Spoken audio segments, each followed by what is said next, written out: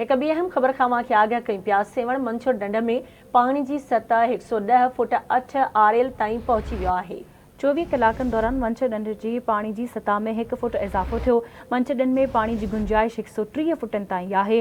ख़तरे की का भी ॻाल्हि नाहे। मंछर ढंढ जा बंद मज़बूत आहिनि। अहम ख़बर असां शेयर करे रहिया आहियूं। सेवण मंछर ढंढ में पानी की सतह 110 फुट आरएल ताईं पहुची वई आहे।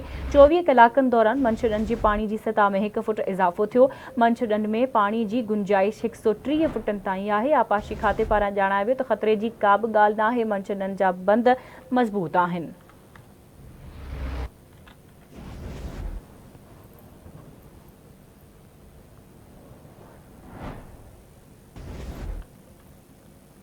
अहम ख़बर खां मांखे आगाह कई पिया। सेवण मंछर ढंढ में पानी की सतह 110 फुट 8 आरएल ताईं पहुची वियो आहे। 24 कलाकनि दौरान मंछर ढंढ जे पानी की सतह में 1 फुट इजाफ़ो थियो आहे।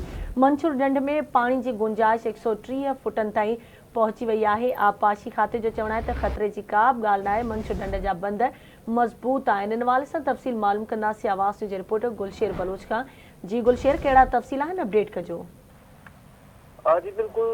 ठीकर जबलन के जाबलू इलाइक़नि में मुसलसल बरसातन का मुख्तलिफ़ जाबलू इलाइक़नि में नयूं वही आयूं आहिनि।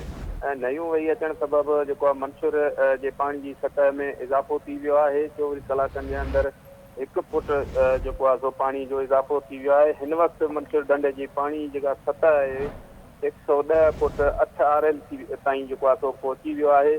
आबपाशी खाते पारां इहो राब्तो करण ते ॿुधायो आहे त मंछर ढंढ जी जेका सतह आहे 130 फुटनि ताईं आहे। ऐं हिन वक़्त ताईं का बि अहिड़ी का ख़तरे जी ॻाल्हि नाहे। ऐं बंद जेके आहिनि से मज़बूत आहिनि। जी ठीक है, मुझे मेहरबानी गुलशेर अपडेट करण लाइ।